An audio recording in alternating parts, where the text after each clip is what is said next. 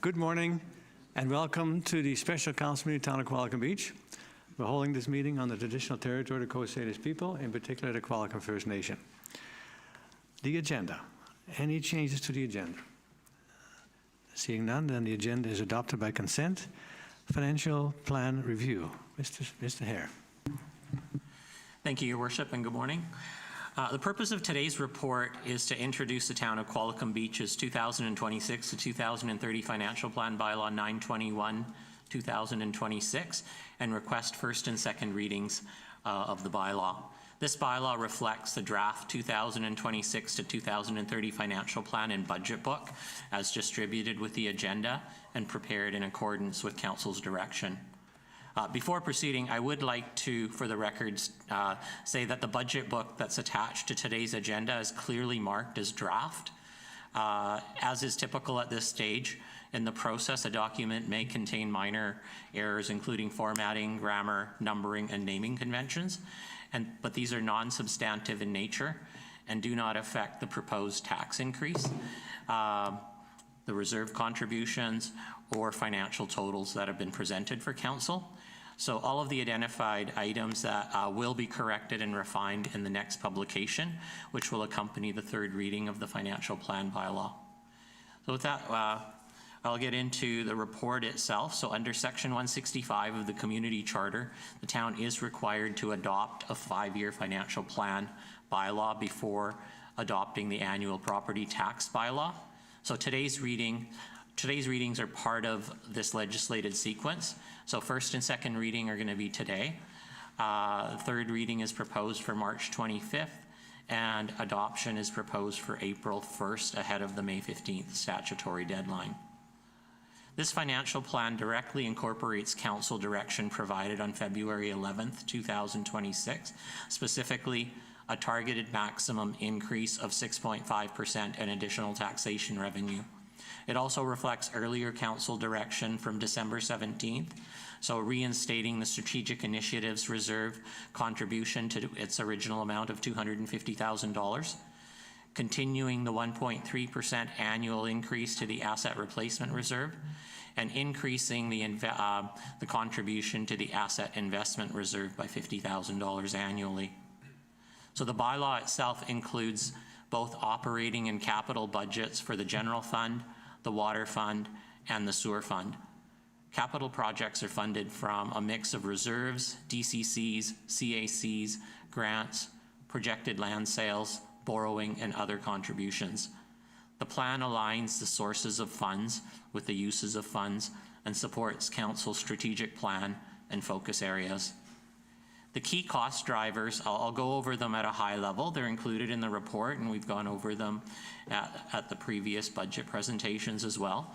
So in terms of municipal operations workforce planning, there's a modest staffing adjustment to support service levels, compliance, and supervision, and it results in a net property tax increase of 0.3%.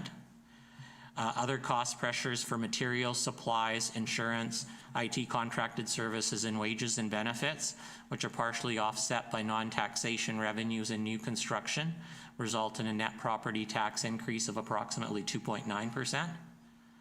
The Strategic Initiatives Reserve, as I'd mentioned earlier, is being reinstated to its prior funding level after a 1-year reduction, and that results in a property tax impact of 0.9%.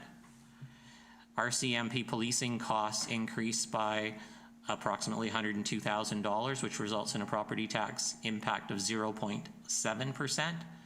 And then for asset management for the replacement reserve, there's continued progress towards closing the infrastructure funding gap.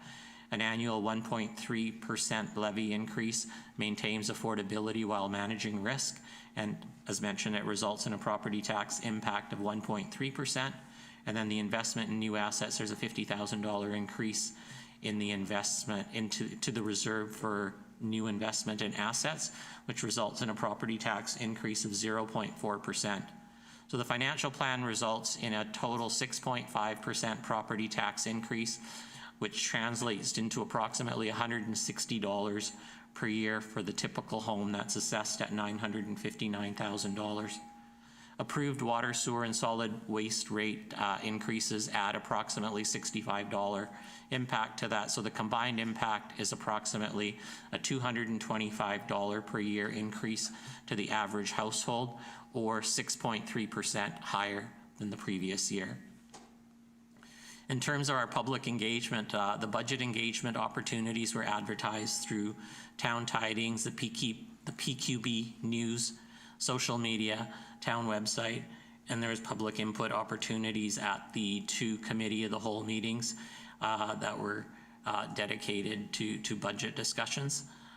And in closing, I'd just like to say that this financial plan reflects council's direction. It maintains service levels, addresses contractual and inflationary pressures, and continues progress on asset sustainability and risk management. So staff are recommending that council proceed with the first and second readings of the financial plan bylaw as presented. Your worship, staff would be pleased to address any questions at this time. Given the very tight timelines and the level of effort required to update schedules in the budget book, staff do respectfully request that any further direction or proposed changes from council be provided today so that they can be incorporated in advance of the third reading. And this will help ensure a clean and efficient third reading process with no substantive changes anticipated at that stage. Thank you. Thank you. We understand. Questions, comments from council? Councillor Harrison? Thank you very much, Your Worship. So just a couple things. One was, I do appreciate all the work staff has done on this. I know it's been a lot of work. And while 6.3 is not ideal, just for the public's benefit, I follow a councillor in Oak Bay on social media named Andrew Appleton. And their default, what staff submitted, so what we had, it was about 8%, I think, was the default. Theirs is 13. So there's worse than us out there. They're trying to get it down to 10. But I was just curious about some of the strategic initiatives. So one of them is on page 32 of the budget of our overall package, but page 21 of the budget. One of them in climate action is the greenhouse gas audit for $114,000. And I thought that was a grant, and I don't know if that's something just, you know, I understand with all the stuff that are in here. I thought we received a grant for that audit, and just maybe staff could clarify that. Mr. Seals. Yes, thank you. Through the chair to Councillor Harrison. That was a grant project. There was a small amount of town contribution as a part of that, but it was approximately 90% funded by the grant. Because I'm just thinking if there's any way there's any of these projects where, I'm just thinking at the strategic initiatives, because that's if we're going to save any money, it's going to be there. Forgive me, it's going to be a discretionary thing that's a council initiative. And I'm pretty happy with where we are, but I'm just wondering if there's like maybe 1 or 2 things we could look at here. So I'm just curious that 114, that wouldn't require taxation or anything, then it's not included. Is that included in the grant section? Just because there's a 250-ish for, on the previous page, 272, rather, for reserve for strategic initiatives, and then 317 for grants. I'm just wondering where some of these big ticket items land in those 2 categories. That's all. Sorry, I'm just trying to see if there's a way we can get a little bit lower than 6.3, that's all. Thank you, Councillor Harrison. So, Your Worship, Yes, Your Mr. Worship, through you, with respect to strategic initiatives, the strategic initiatives are funded from the Strategic Initiatives Reserve, which is built up from originally a contribution from surplus and then the annual $250,000 contribution. So the way to save taxation funding on that, and it would be totally a council decision, would be to reduce the $250,000 contribution to the initiatives reserve, and then at the 2027 strategic planning session, council would need to decide on which initiatives they would like to pull back on to fall within the available funding in the reserve if council chose to reduce that contribution. But this meeting wouldn't be the place to start going through individual strategic initiatives and peeling them back to reduce the tax rate. It would be the reduction in the contribution to the reserve that would result in a reduction to the tax rate. I do think there's actually a good conversation about that, because, forgive me, I think a new council is going to come in. There'll probably be 1 or 2 new faces, and getting people up to speed, who knows.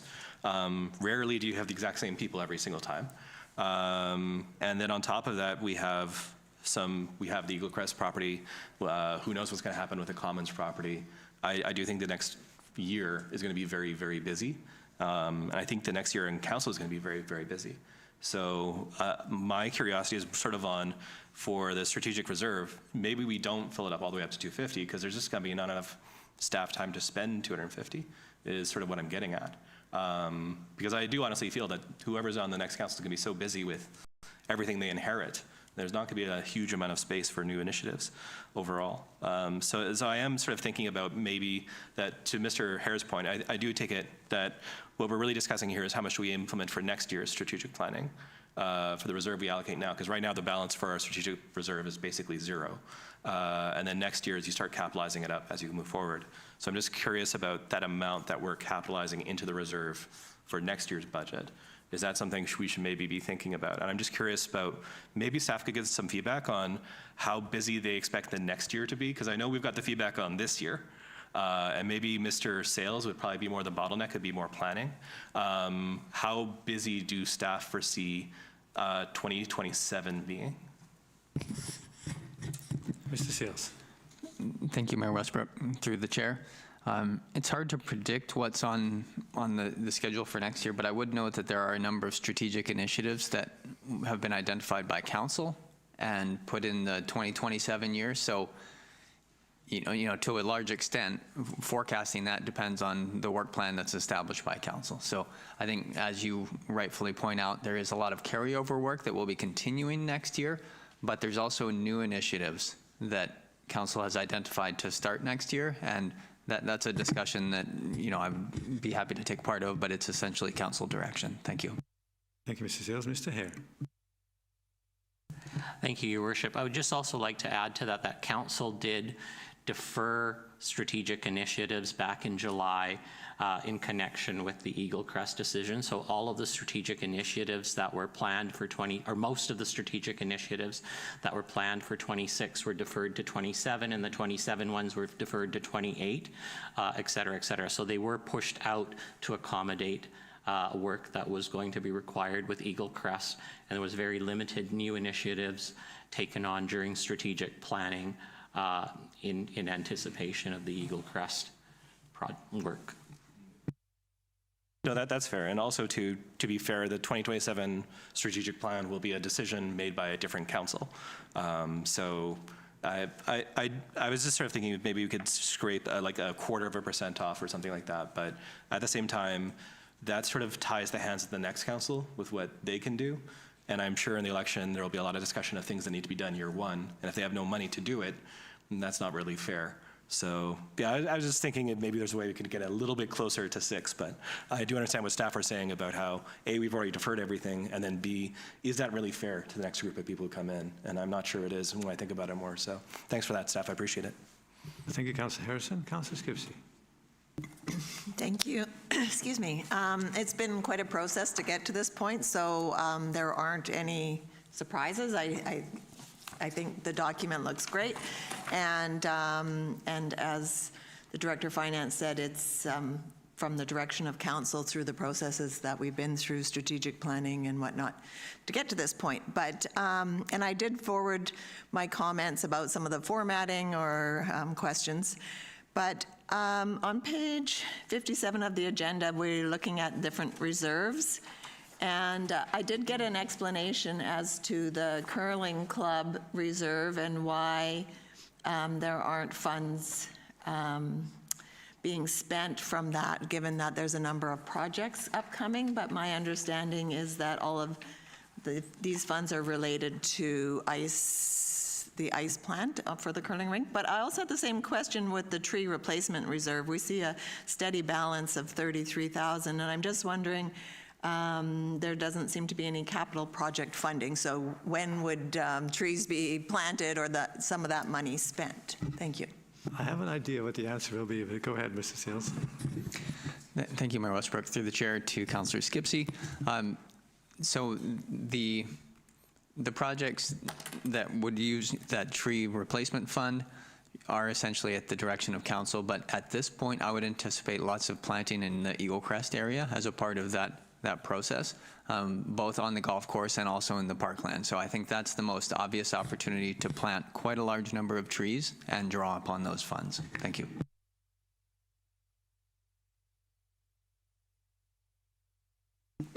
Thank you.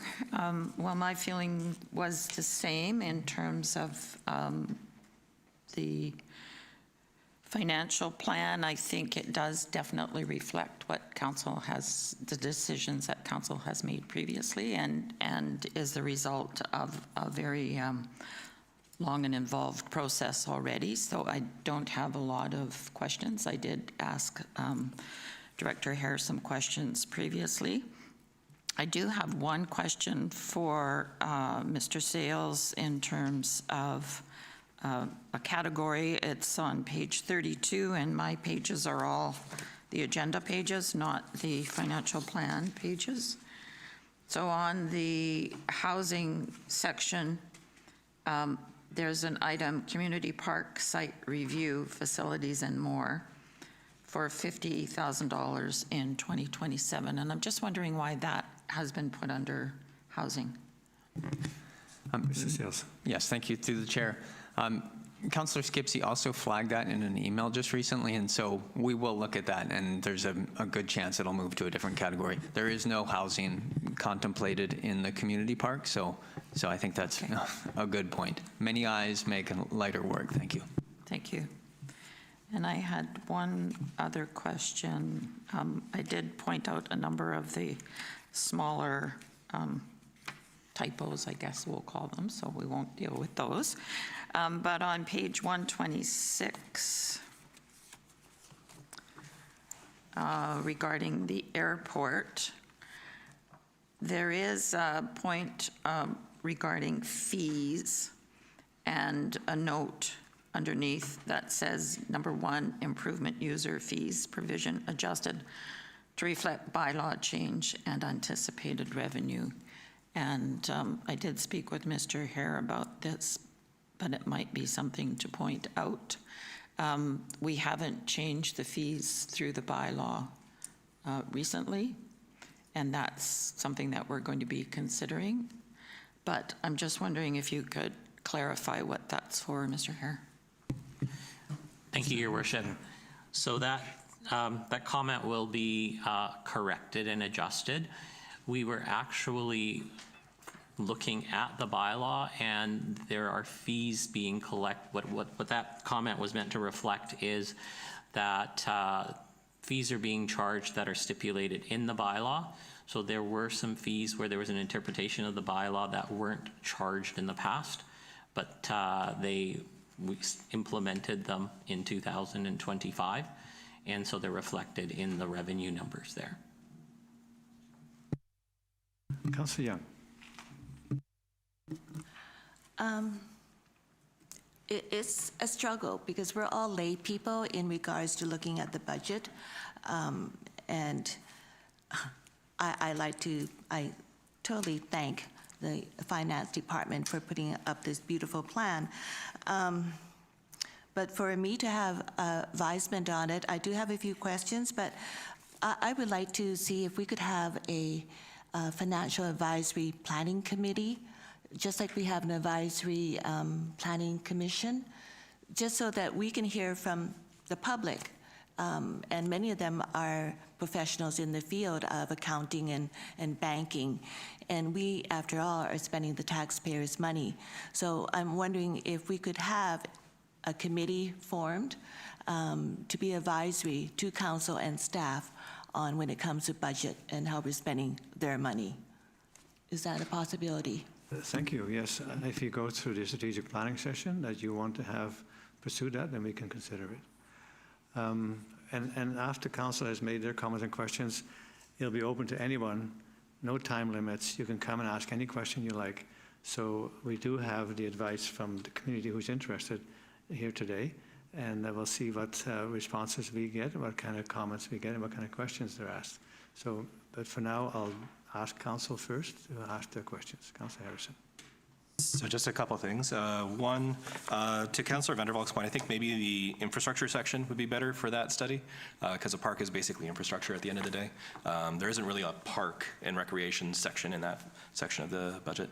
But I just had two questions. One is on, sorry, I'm just looking for the exact page, 49 of the agenda, 38 of the budget. So we're looking at proceeds from sale of assets, right? And this is obviously the Eagle Crest land. And this year we have a projection of $3.245 million.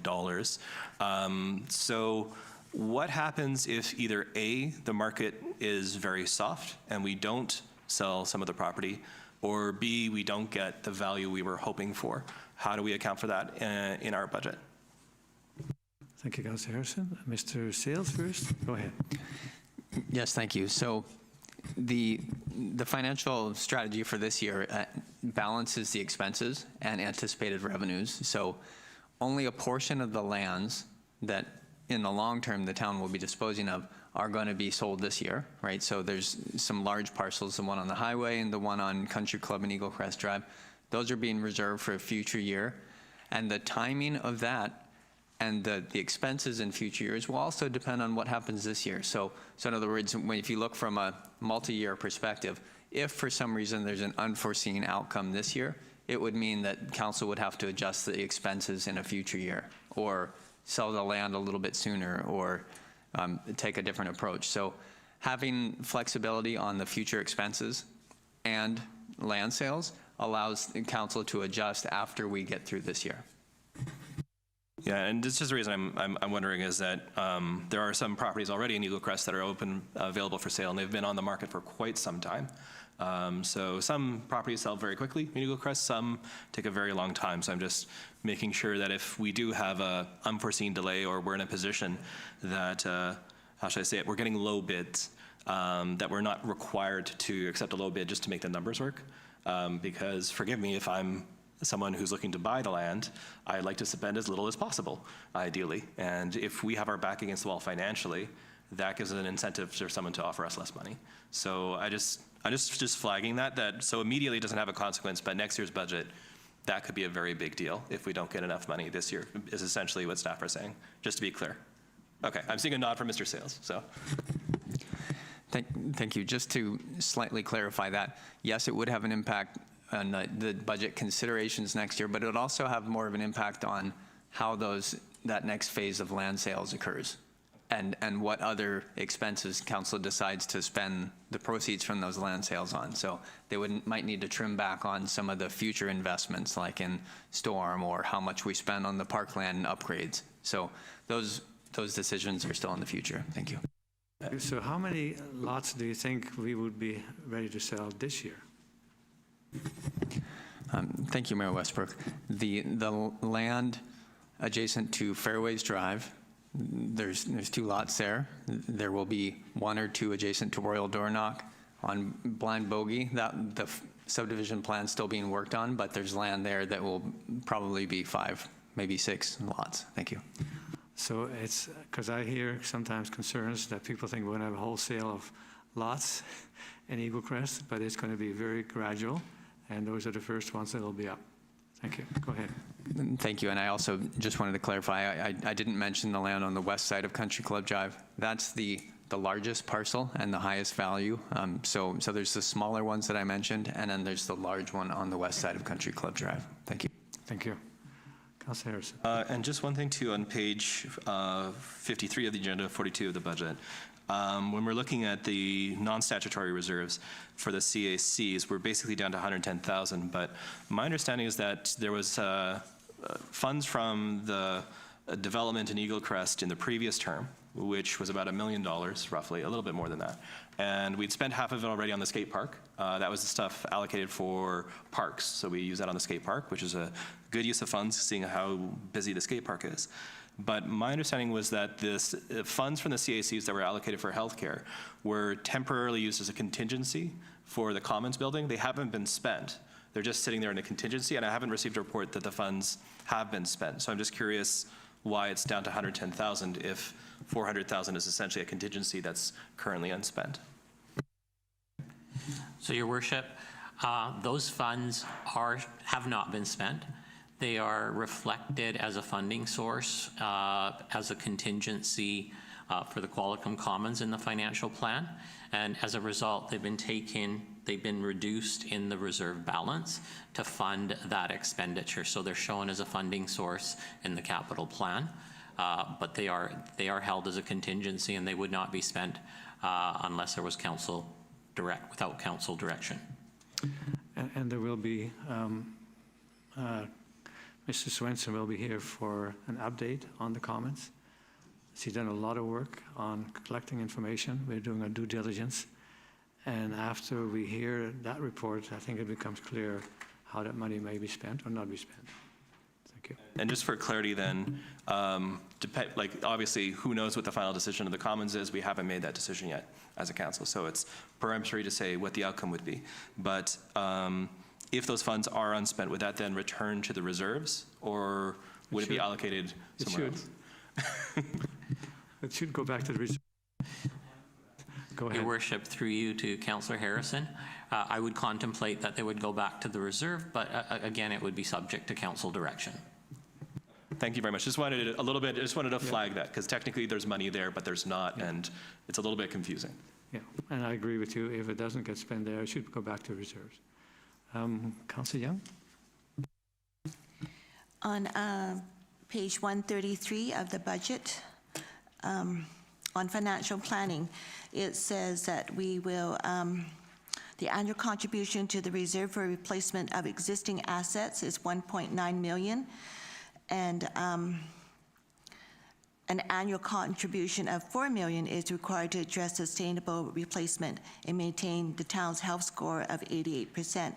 So if we're only putting in 1.9 million, what is our health score now? Mr. Hare? Your Worship, the health score was done based on asset data that was provided last year. So the health score is very similar. We have not done a technical calculation for this year's budget, but the condition of our assets has not changed substantially from last year. So it would be in the air. I mean, it might be 1 or 2% off from the 88% that was reported. But it is very similar to when the asset replacement strategy report was presented to council last year.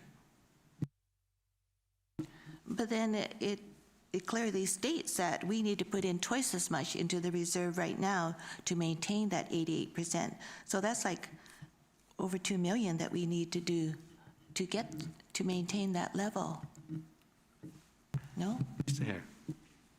So, Your Worship, I'm not on the same budget page as Councillor Young, but to address Councillor Young's question, what the report is saying is that to maintain a health score of 88%, we do need to increase our contributions to our reserve. And the asset replacement strategy does that in a sustainable and affordable way over time. As mentioned during the presentations, we're approaching to do that over the next 14 years.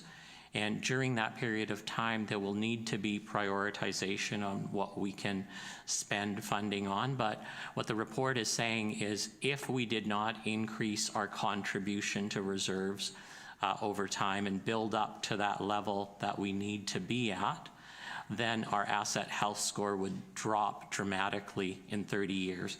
I think it would go down to, I don't have the page in front of me, but it would go down to 30-something%, if I recall correctly. So it's basically the financial plan reflects a sustainable and affordable way to get us to a sustainable level of funding to be able to proactively manage our assets. So then is that why next year the tax increase is going to be like 9-point-something%? I noticed that we're going with a 6-point-something, but then the next year is written on, I forget what page it is, at 9% something, and then it goes back down. But next year in particular, I'm wondering why is it going up so high? Mr. Hare? Thank you, Your Worship. So the 2026 projection, I mean, the tax increase of 9% is comprised of a number of different things. It does include a 1.3% for asset replacement. It includes the $50,000 a year to the asset investment reserve. There's an assumption of general inflation built into that as well. There is the start of, so the financial plan right now contemplates borrowing, which is subject to future council decision-making for the workplace modernization project. So the financial plan does include phased-in long-term borrowing for that initiative. So the interest, the debt servicing calculations for that have been taken into consideration in 2027. Also, the 2026 financial year included 2 positions that were funded from accumulated surplus. So currently, the provision for those positions hasn't been removed from the budget, so they would revert to taxation if council were to, but that would be subject to future council decision-making, so you're not adopting that 9% tax rate increase today. That is a projection based on the assumptions that are built into the plan, and the 2027 increase would be subject to council direction at next year's budget process. Because I agree, that number kind of stuck out to me too, and I thought, well, that's really the next council's decision, and they do have some options with our strategic planning funding and also with the number of employees that we may not have next year. So it may be totally different if we look at it closely. We're all concerned about tax increases. And I think there are ways for us to mitigate these concerns. Thank you. Councillor Skipsey.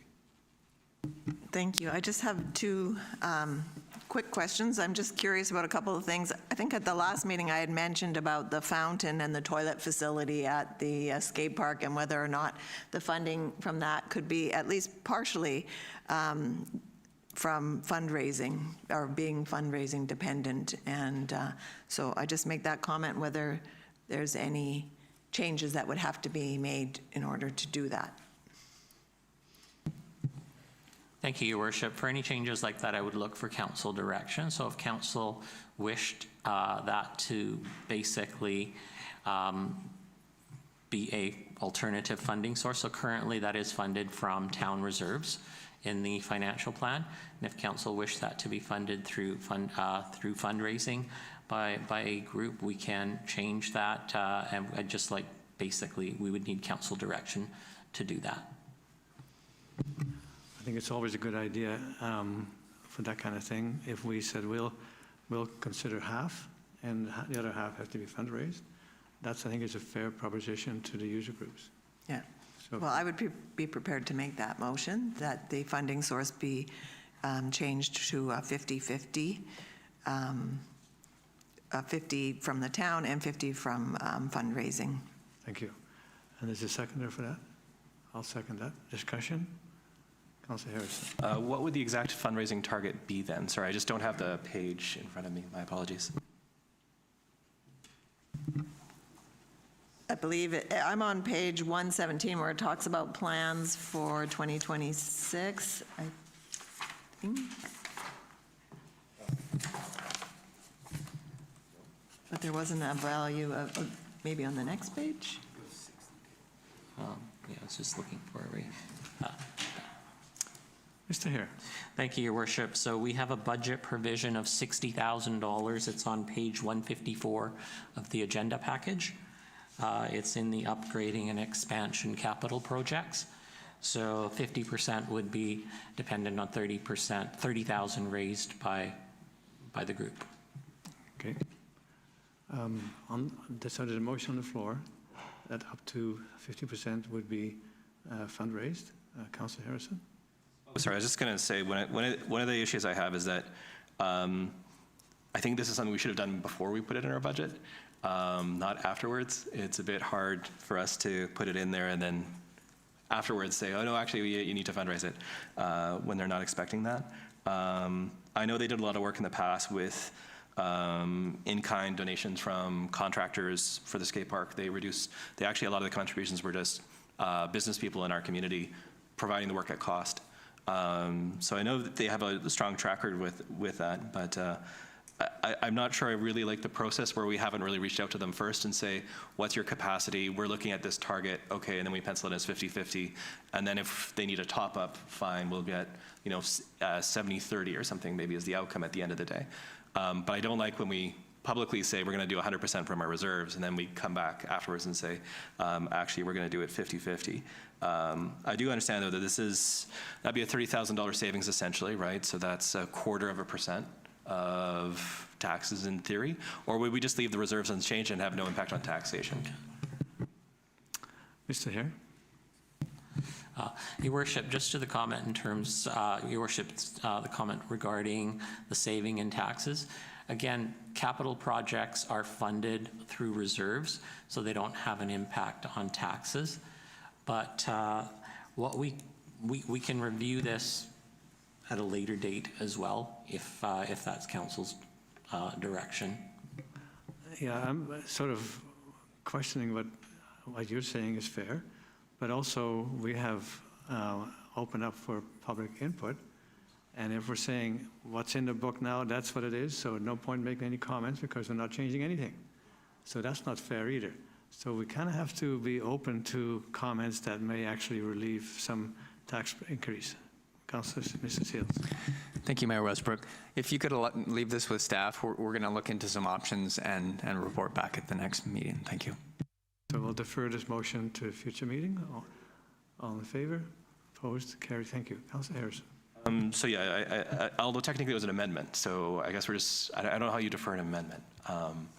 But I do take the point that staff are going to look into this. I mean, certainly let's reach out to them and see what the capacity is. Yeah. And maybe the answer is that they can reasonably do 10,000 or 15,000. Well, that'd still help. And at the end of the day, you have to recapitalize your reserves, so it's not a current tax increase, but it is technically a future tax increase. For me, there's two hobby horses of mine, which are like eternal budget things, which we don't really address. It's not a big deal, but one would be, is a unique thing in Qualicum Beach, is that we have uniquely the lowest light industry tax rate on the island by far. So right now, presently, last time I checked at least, our light industry tax rate is the same as our commercial tax rate. And we're unique in that respect. So for Parksville, it's roughly double the commercial rate. Now, obviously, this incentive has not been very successful since we have no real revenue from light industry, so it's kind of moot. But it's just for one day, there might be someone who looks to invest in Qualicum Beach because we have such a great tax rate compared to everyone else, and then we discover that, and we say, we want you to have a deal, but maybe not half of our neighbors. That's a little bit unreasonable. So I'm just flagging that. It doesn't need to change anything. I don't think we need to address it, but if staff were aware of anyone reaching out to say we're looking to do something, say at the airport for light industry, we might want to have that conversation of what is our tax rate, what is fair, because right now, a proponent would be getting a heck of a deal in Qualicum Beach. The second thing for me, which is actually the first time I ever commented on a council meeting maybe 10 years ago, would be our investment strategy. I know the Municipal Finance Association a few years ago had some new products they were rolling out that had better rates of return, but still allowed local governments to invest in them, because we are bound in terms of what we can invest. We can't just invest in crypto and meme coins or anything like that, thank God. Sorry, Vancouver. I'm just curious if one day for finance, I know not right now because finance is working overtime and then some. I'm not asking for something for finance in the near future, but one day just a brief report on like what are options for our investment strategy, just for transparency on that. Like, here's how we invest our funds, here's how we get return on reserves, because the reserves are very sizable, and if we can get a incremental improvement on the return, it actually adds up to a lot of funds over time. And where the town is long-term is that in about, I think it's 15 to 20 years, we're going to have a massive amount of infrastructure we need to replace. So if we can start building up the funds now, in 15, 20 years, it's going to be less of a huge tax increase, because basically all our water and sewer, a lot of it was built within a 10-year span in the 70s and the early 80s. So when it comes up to be replaced, there's going to be a huge chunk all coming up at once. And if we don't start saving now, it's going to be a very awkward conversation for that council, where I'm not sure how many of us will be around then, but all the same, there's a fairness principle of how do we get the best return for our investments so that future councils have a better financial position. So again, just flagging that. It does not something staff have to do. I know Mr. Hare is working like literally the jobs of two people, so I'm not saying anything in the near term, but one day it might be good, even if we just get a verbal update, like 4 months from now, 3 months from now, when you can sleep again, that would be lovely. Thank you very much, Mr. Hare. And we are replacing water lines, sewer lines as we go as well. So it's not that we don't do anything about that. Councillor Van der Valk. Thank you. Actually, I was hoping to speak to the fountain and washroom at the skate park. I think that it would be difficult to say just one user group needs to fundraise because it's not going to be used just by one user group.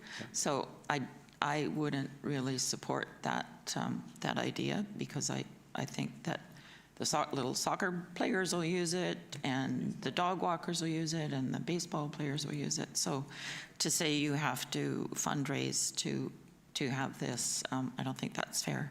And it's also not fair to say people should just go to the washrooms in the Civic Center or Ravensong because it's not open at night for the most part. So I agree with you. that's just my opinion. Yeah, and we'll come back.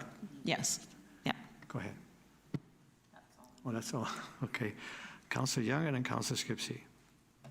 I'm not in favor of us participating in doing these facilities. I believe there is a facility on the soccer field. Is that not open for everyone to use, including the skateboarders? It's down from the Dogwood Trail. Thank you. Through the chair to Councillor Young. There's limited hours on some of the washroom facilities. There is a portable toilet by the skate park right now.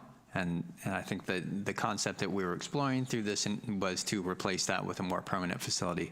But as we mentioned, obviously this is a topic of tremendous interest, and we will look into this and bring council back with some more options. The porta potty come to be the highlight of our current budget meeting. Thank you, Councillor Young. Councillor Skipsey. Okay, so my second question was, on page 122, we talk about a landfill study regarding solid waste, and I'm curious about that because we currently use the landfill in Cedar, which is managed by the RDN, so I'm not sure why that charge is there. Thank you. Yes. Yes, thank you, Mayor Westbrook. When a landfill is decommissioned, there's a requirement for ongoing monitoring to ensure that there's no, leachate or things like that. So the town has been monitoring it through a number of observation wells throughout that area. We have collected the data, but we've never had someone do a kind of summary report to maybe recommend some next steps. So that's what this is.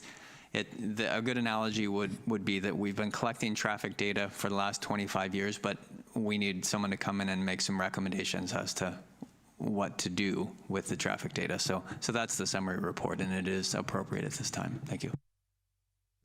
Going back in history a little bit, back in 2001, Councillor Kraut and I went to CDRDN because they were using our landfill as well.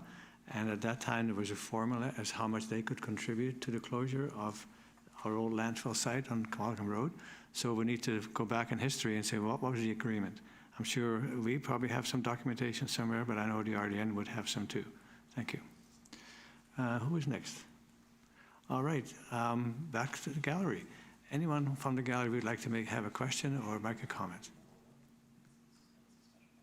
Go ahead, Bill, come up.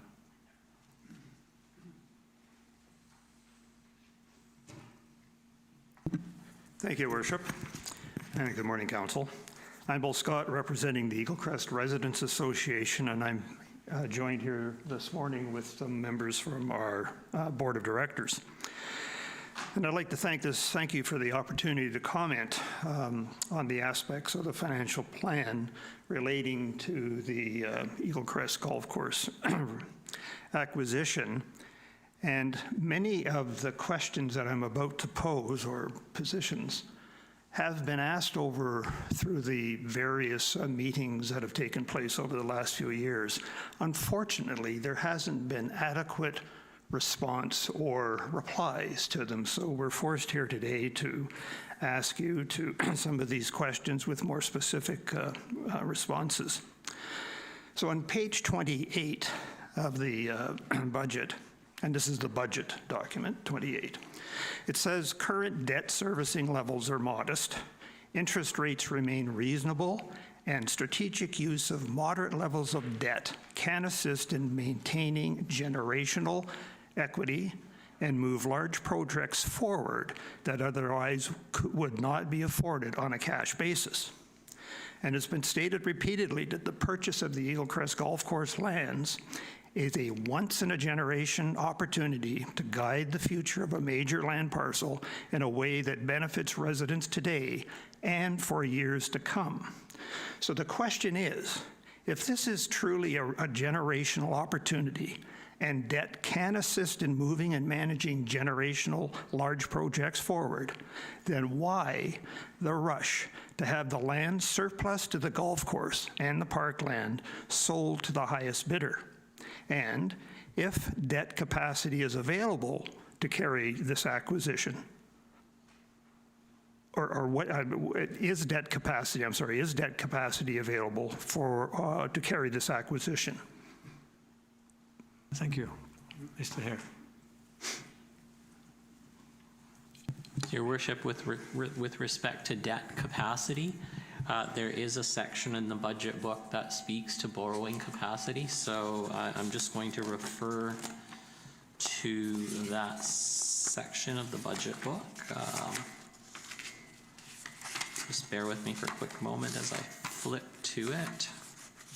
I'm sorry, Mr. Hare, I did have it on my original list to identify that, and my apologies. And I think a better process to allow staff to come up. That would be ask fine. you questions, Yes, and then yeah. we'll get. So the one is, the question is, why are we moving forward with land sales that have to be accelerated when we could be using debt, and is there debt capacity? Then I go back to page 30. If I could comment just a thought. We did borrow internally, and so we delayed a number of projects to do that.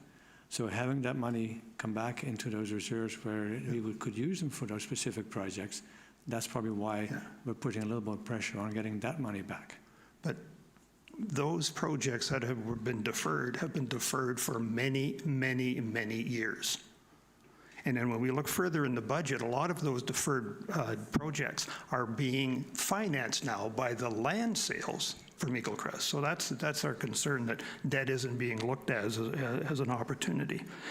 So while Mr. Hare is doing that, I'll ask another. On page 38, the use of this debt funding model is proposed in the 27-28 with borrowings of some $6 million and $6.8 million respectively. So the questions, are these two separate borrowings totaling $12.8 million? What are the repayment terms and interest rates? What is being funded? And has there been prior approval? And could these projects be deferred in support of the Eagle Crest purchase? Okay, Again, I don't think Mr. Hare has to be able So to do that. take a seat and let him give you an answer. So that's that question. Now, just following on Councillor Harrison's concern about the inability to sell certain lands in Eagle Crest within the next year. There's that $3.245 million, 1.84 million for the golf course reconfiguration, $660,000 for lot servicing, and $120,000 for a traffic study. So presently in Qualicum Beach has some 30 R1 building lots either available through listing or to be listed. They include 19 in Eagle Crest, 9 in Pheasant Glen, and 2 downtown. And the median value of these are approximately $500,000. Now, the Vancouver Island Real Estate Board's comparative activity report for Parksville and Qualicum, it's Parksville and Qualicum, but in the year January 25 to 26, there were 178 lots listed, 38 lots sold at a median price of $460,000. In January of this year, 14 lots are listed, 3 lots have sold with a median price of $440,000. So, Should this slow absorption rate and the price decline persist, how will the 2026 budget of $3.245 million be offset? Perhaps take a seat and let staff come up with Sure. with an informed response. Whenever you're ready, go ahead. So, Your Worship, with respect to the question about debt and borrowing room, page 59 of the agenda package is a section on debt management. Last year, the assent-free zone for borrowing, the legislative allowance or formula actually was changed.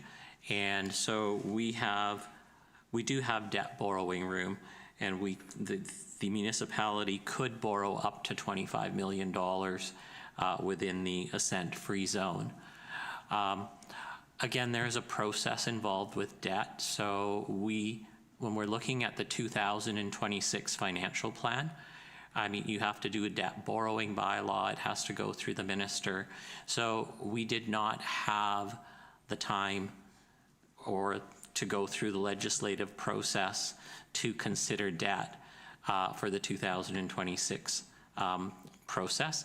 But for future development, it is perfectly within council's decision-making purview to consider debt for investments that basically are intergenerational.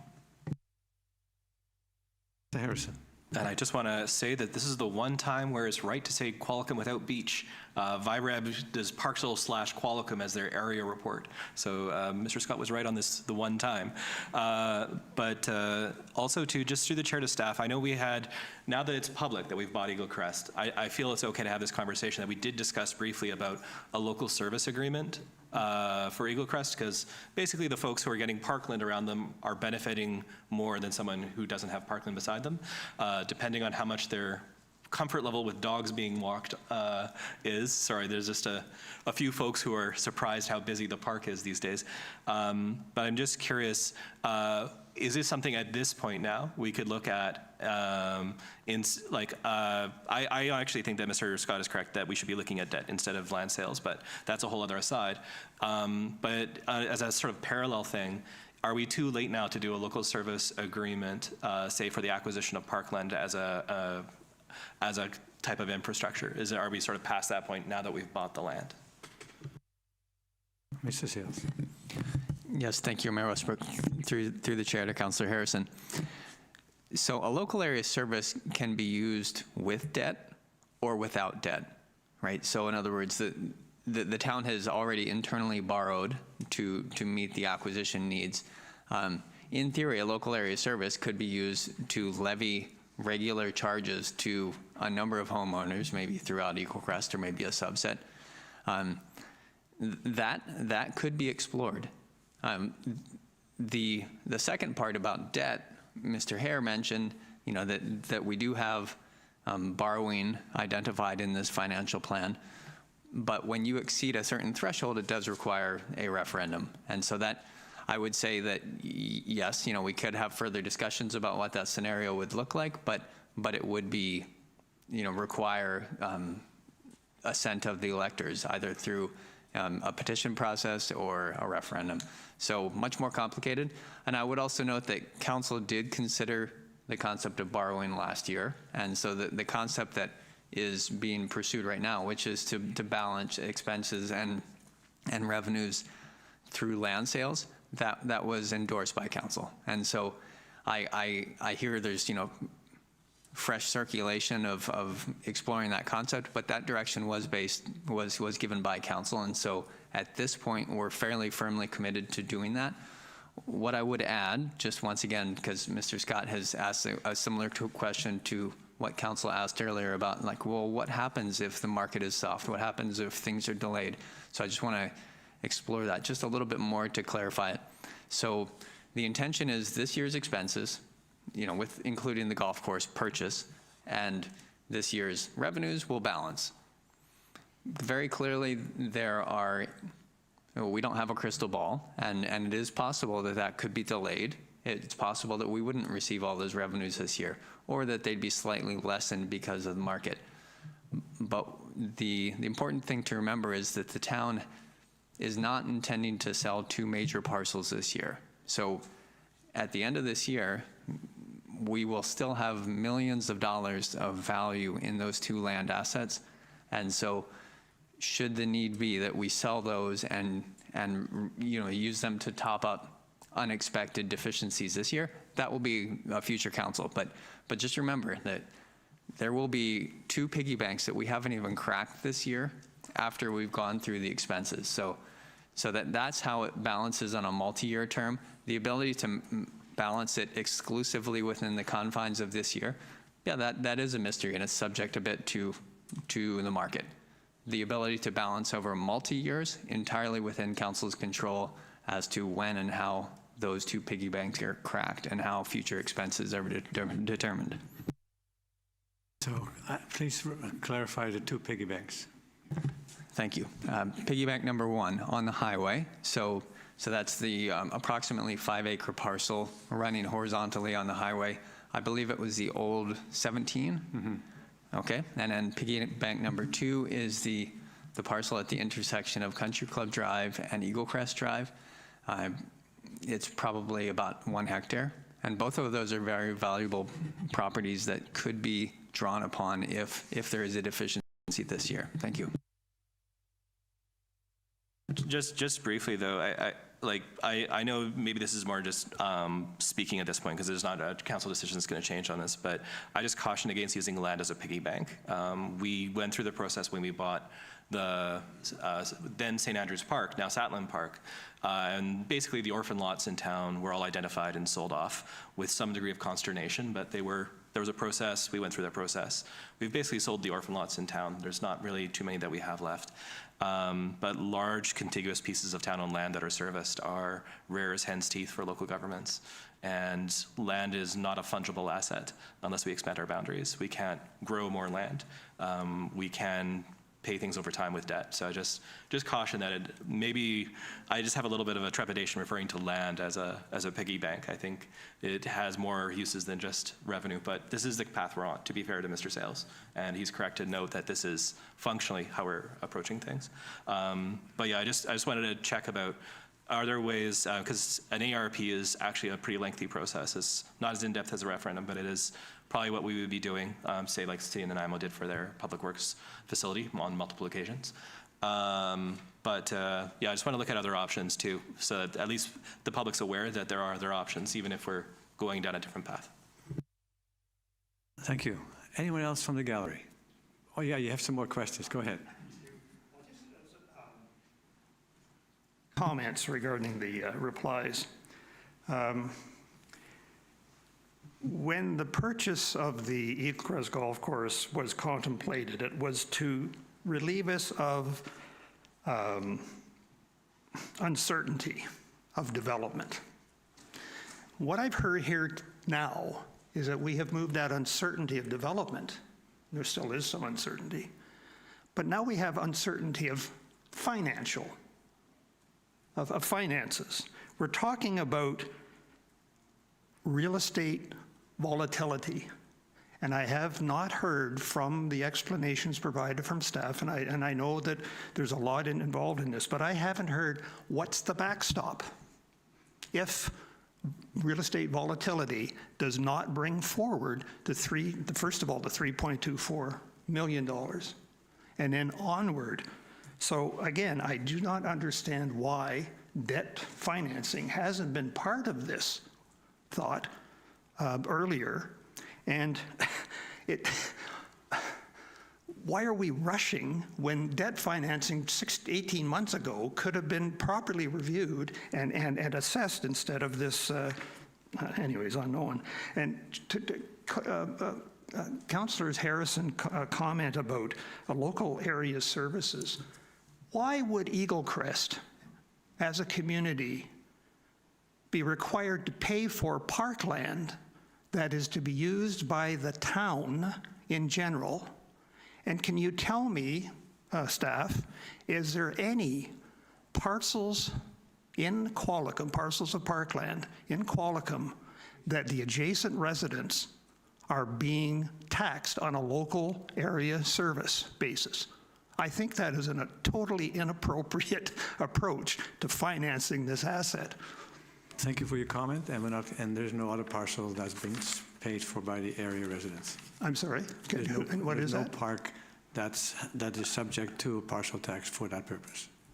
And who is being taxed? No, we're not doing that. Oh, you're not? You're not doing a There's local no, area and there's no service? example of it in town either. So there isn't one at all? No, in Okay. Qualicum Beach. So that really is not an area that we should be exploring? No. It's, Okay, thank you. I mean, we're doing that for Hamilton Marsh. We're all Right. going to be dealing with that, but not a local service area for a park in Eagle Crest. We haven't considered that. I know it's being mentioned, but we haven't discussed that. Okay. Another question or concern is that on page 137, the 27 transportation capital budget identifies $5.5 million for traffic solution.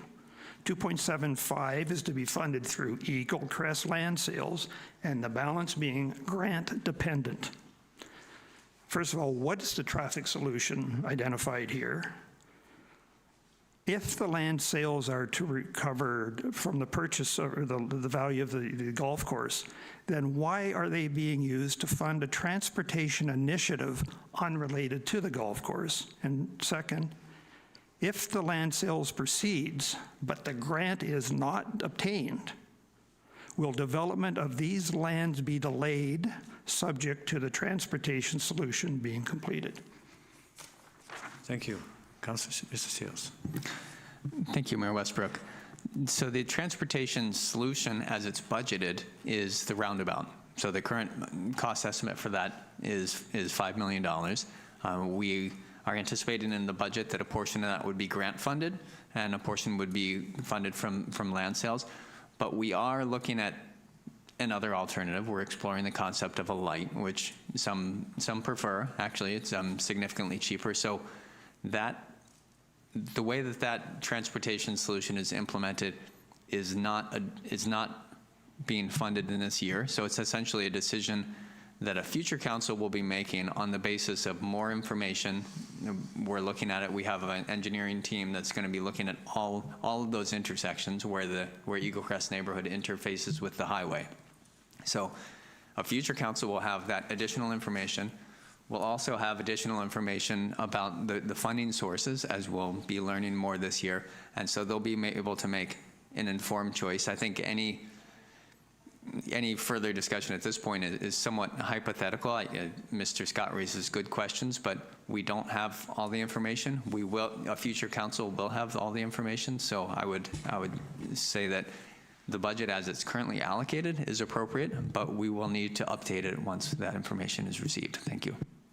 Thank you. So we're not just mentioning a roundabout, it's a traffic solution. And as most of you will have noticed, the traffic light at Columbia Beach, which would be far less expensive. And for many people, having a light to cross, walking or on your bicycle, is an advantage over a roundabout where people are not sure whether the traffic that's coming around is going to stop. So we've looked at that, and we'll be looking at the cost and compare the differences and get community input as to what is the best way to go. But I noticed how quickly that traffic light was installed, and I'm not sure exactly about the cost, but I know it'll be a huge deal less than a roundabout. Thank you. Next question. Well, I guess this isn't really a question to be answered, but it's just wondering why. On page 138, $1.75 million is identified in the 28 budget for the ever-deferred Eagle Crest Drive storm main replacement, and again, to be funded by the sales from Eagle Crest. So the question is, why are the Eagle Crest lands being used to fund a long-deferred capital infrastructure expense not directly related to the purchase of a golf course? If there's a reply to that, I'd welcome it. If not, we'll just move on. Well, let's see. Thank you. So how that project is funded, will be determined by a future council. It needs to be in the budget because it's a project that is already needed, and some of the changes may exacerbate that need. So we want to ensure that it's in there.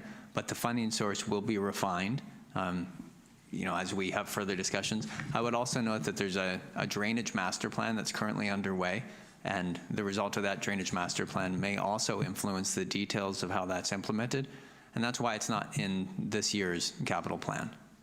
Once again, need a bit more information that may refine that budget number as well as the funding source. Thank you. Now, just to the golf course itself.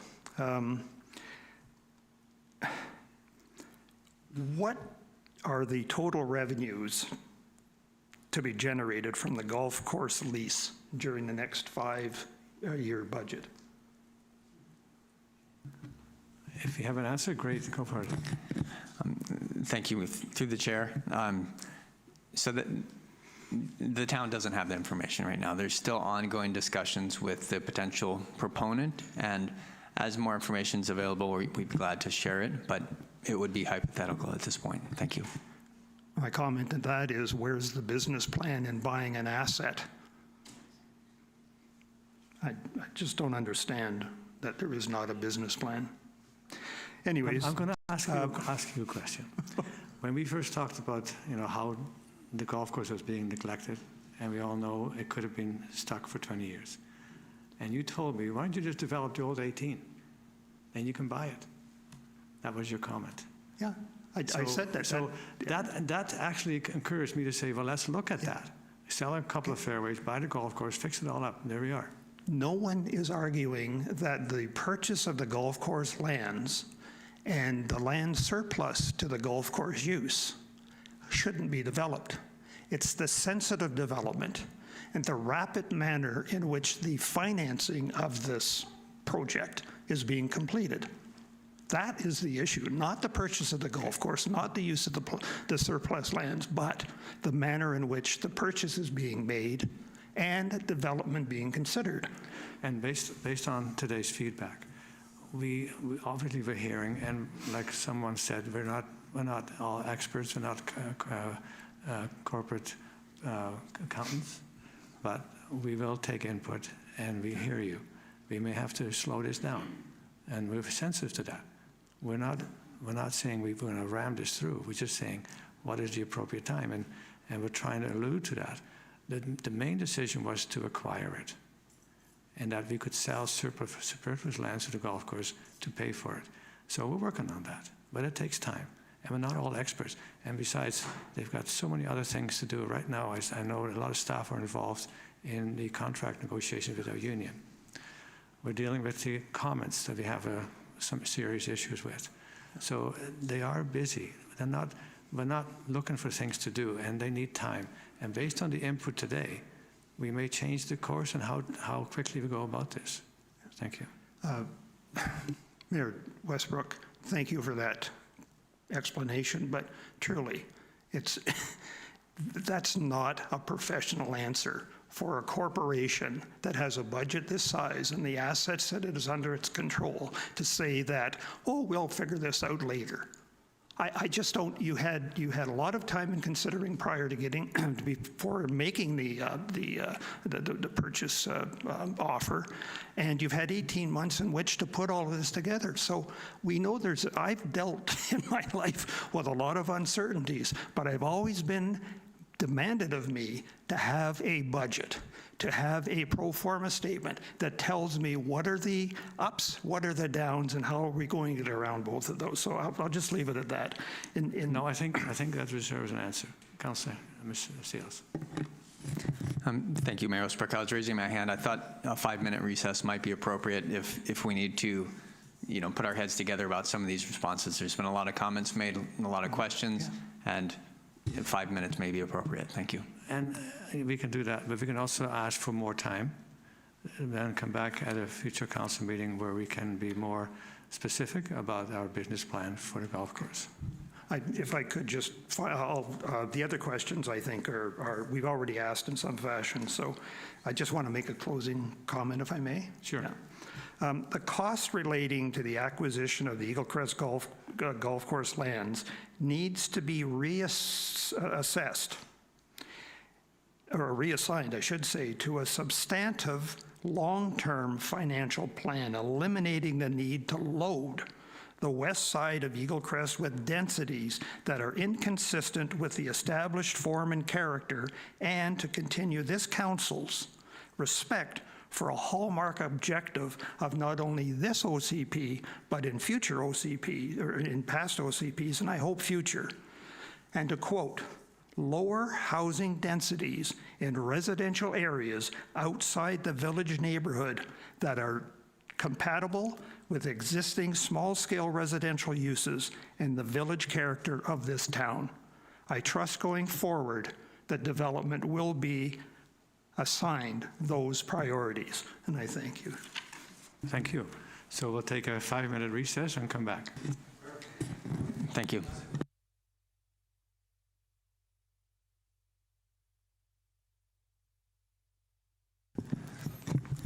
I think if there's no questions related to that line of questioning, then we may not need the recess. I'll leave it to you, Mayor Westbrook. Oh, I just had one question on that. Just on the budget, so we have that number in our budget for projected land sales, and I'm assuming then it's done based off of the current zoning. So assuming we get best value for the land we're projected to sell, that's roughly the value we expect. And my question would be that parallel to this process is a process where we reach out to residents to say, what's your vision for the density in Eagle Crest? We'd like to hear your feedback, et cetera. And what if council through that process says, okay, we're happy with doing multifamily, but we don't want to see parking lots everywhere. Because when you calculate the number of units, we're way in excess of 300 units of potential housing being built on top of an institutional use. And those are probably going to have 1.5 to 2 cars per unit. So that's a lot of parking lot. And so if we say, okay, well, we want to do some underground parking, ballpark $75,000 a stall, ballpark 50 to 100,000, so 75 is in the middle, is why I'm choosing 75. For fully underground. You can get cheaper if you do a partial underground. It's the ventilation which drives up the cost for the engineering. So if we say, okay, well, we want half those units to be underground, that'll significantly curtail the value on the market, logically, because the developer says, well, if I have to spend, well, forgive me, $75,000 a stall, I'm building 30 units, that's a $2 million plus price. So I'm just curious, like, have we factored in, if we want to increase our standards, reduce density, do any changes to the proposed density, how would that impact the expected revenue? And so how would we adjust if there's a future council decision? I'm not trying to get ahead of that decision by saying it should be this or that, but if we go in that direction of we're not trying to maximize value, we're going for a compromise maybe, and we get $500,000 less overall, how would that be accounted for? Just because I don't know the outcome of that process for the consultation. So assuming there's a change in the current maximum zoning, how do we account for that revenue? I think we can combine that with the questions that we got earlier and come back with a report. Thank you. So since there's no motion for a recess, we'll continue on. Anyone else from the gallery would like to speak? Jim, come on up. Sorry, go.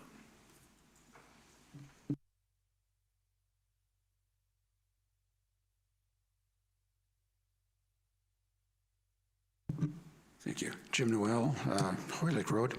I think this is a fairly simple question. The budget was reduced from 8.1% to 6.5%. I think that results in about a $200,000 difference. And my question is, where was that savings obtained? What did we cut to get to that savings? Mr. Hare. Thank you. Thank you, Your Worship.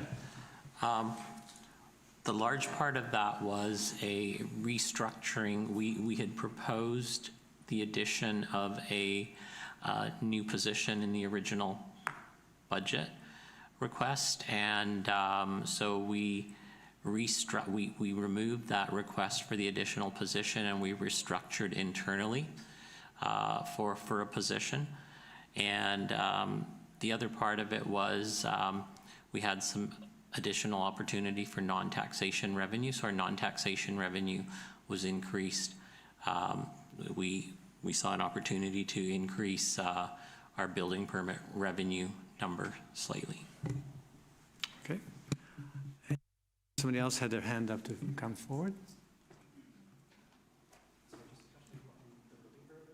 Just a sec.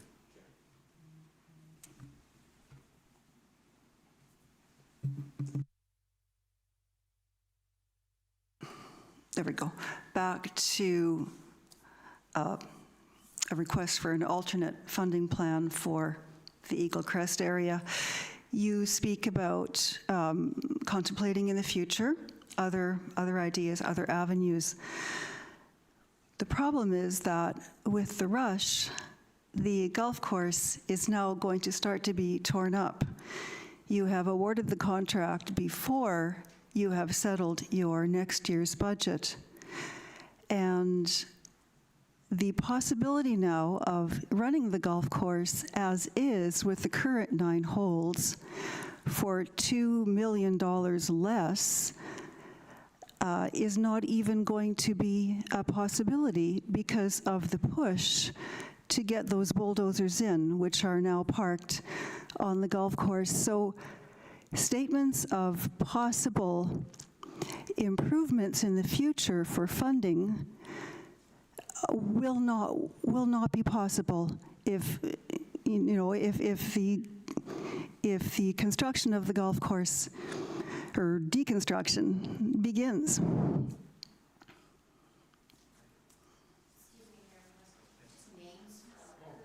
Yes. Sorry, I'm Karen Sterner, and I am speaking as part of the ERA board.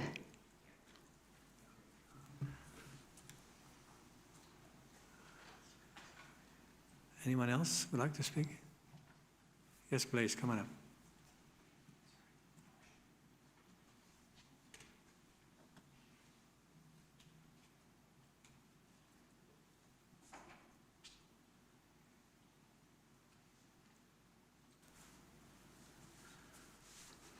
Oh, it's on. You're on. No, you just turned it off. Okay. There you go. My name is Blaise McNeil, Mayor, Council, staff. I appreciate today what's happened. It's a huge undertaking. This is a major, major project. People want answers right now, and we can't give them to them. I understand Mr. Scott. He must be a businessman. I ran 4 different businesses. Budget, how is the revenue coming in? 2 of the most important aspects on any successful business. Valid questions, we need to take our time. And people have got to relax. Talking about Mr. Harrison saying the price of housing go down. They go down, they go up, they go down, they go down. This is not a one-year project. This is a long-term investment for the town of Qualicum Beach, and we must get behind and support it. I mean, it's great to have negative things that are out there, and we'll listen to them. Some of the questions that were answered to me were like, Donald Trump, excuse me, change the subject. I don't want to deal with that. Let's change the subject. I am the greatest. This town is a wonderful town. It has its problems, it has its good sides to it. But we must, I oppose this proposition from the get-go. 8.5 million, and we took the money from within the town to pay for it. Lucky thing we don't have an earthquake or something. We would be in a difficult time. But anyway, I just wish we would take our time, relax, listen to people, understand, and move forward at a pace that is going to make everybody happy. Thank you very much. Thank you, Mr. Harris. Councilor Harrison? I just had a question earlier about the building permit change, and just if Mr. Hare could give a little bit more info on the building permit change and the expected revenues from that. I'm just not quite clear what that change exactly was. My apologies. So it wasn't a material change in building permit revenue. We took a look at what our historical building permit revenues are and what our anticipated revenues going forward will be. And we adjusted the building permit revenue to align with what we anticipate to receive in building permit revenue in future years. And just for the benefit of the ERA board, who is several members here, does that involve development on the land we're proposing to sell, or is it just existing projects in the pipeline? Essentially, it was based on existing projects in the pipeline, not the anticipated increases in development, which are subject to council decision making.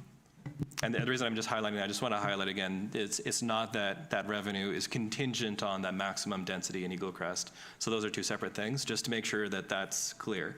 Because I could see how some people might see two things that are maybe not connected and create a connection. So I just want to make sure, if there is no connection, let's make sure there's no connection there. That's all. You just made that clear. Thank you. Anyone else from the gallery? So we're going to get a report back about, if you have it in writing, Mr. Scott, could you? Yeah, that's great. Thank you. And we'll go through all the questions and we'll get the best answers we can come up with. Thank you for your time preparing those questions, for all of you to attend today. And now I need a motion to approve first and second reading. Councillor Young?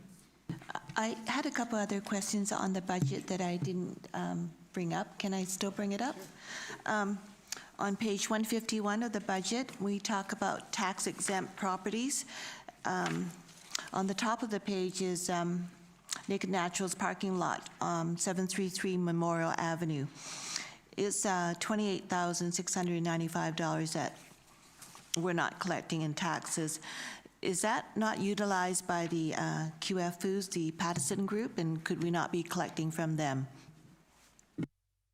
Mr. Seals.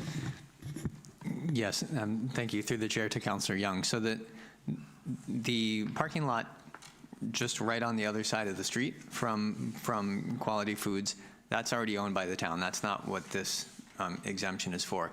It's the bus garage property that was sold to Naked Naturals, because the town has a lease that we're able to use that as a public parking lot until that's canceled exclusively for the purpose of a public parking lot. That's why it's on the list. So yes, patrons of Quality Foods as well as all sorts of other businesses use that parking lot, but it is a public parking lot, and that's why it has the tax exempt status. And then my other question was on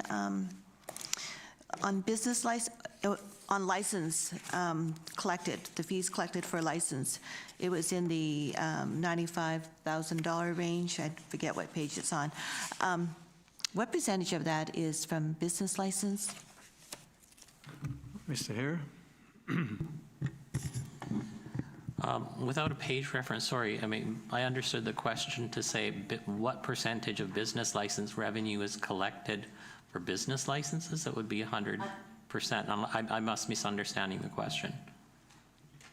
Well, I know like there's dog license and other license fees that we extract from our residents, but I'm just focused on business license. How much revenue do we get from that? Okay. Mr. Hare? Your Worship, I can respond to Councillor Young outside of the meeting. I believe our license revenues are consolidated in the budget book, but I do have that breakdown available. So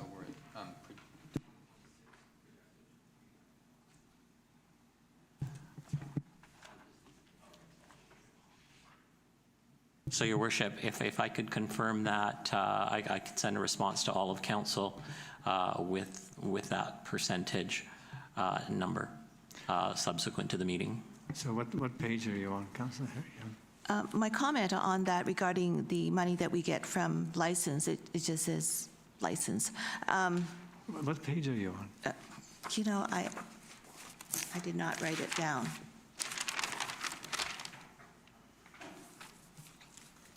Anyways, I would like to bring up the fact that our business license that we're charging right now for the town of Qualicum Beach isn't comparable to surrounding municipalities. We can certainly double what we're charging right now, so I'm looking at that fee that we do collect on license. If that's $96,000, we could possibly double on our intake on that. So, just saying. That's interesting that you as a business owner would think he should be doubled. It's called fair play. And also, on some of the nonprofit, on their leases, is that going to be just discussed as it comes up for lease renewal, or is there something we can say about it now? I think I would defer that for Director Svensson to answer when she is in the meeting. I mean, there was direction at strategic planning for us to review our leases. So that would be coming forward to council a review of our leases would be coming forward to council in 2026 through strategic direction provided to us by council. That's And- correct, because we got so many different leases and they're all structured differently. We want to provide some consistency and to see what that looks like, and also what our share of the cost would be if anything changes. Okay, anyone else? Could I have a motion for first and second reading? We'll take them one at a time. So this is for first reading, the Town of Qualicum Beach bylaw, financial plan 9/21/2026. First reading. Councillor Skipsey, Councillor Vanderwall, further discussion. Councillor Harrison. Oh, and just, I know staff have included that in previous, I think it was in previous budgets. It's one of my favorite graphs for local government that exists. It's the 3 circles where it has the overlap, and the middle it says does not exist. And it's high services, low taxes, low density. And I don't know if folks have ever seen that. I can include it at a future council meeting, but it's basically, it shows the trade-offs that exist in the real world, that if you want low density and high services, you have high taxes. If you want high development, then you can get lower taxes. And it just shows the trade-offs, and just shows the center where you want all 3, and it just says, no, that's doesn't exist. It doesn't exist. I've seen Brunt-Tedarian. I know staff have included in the past.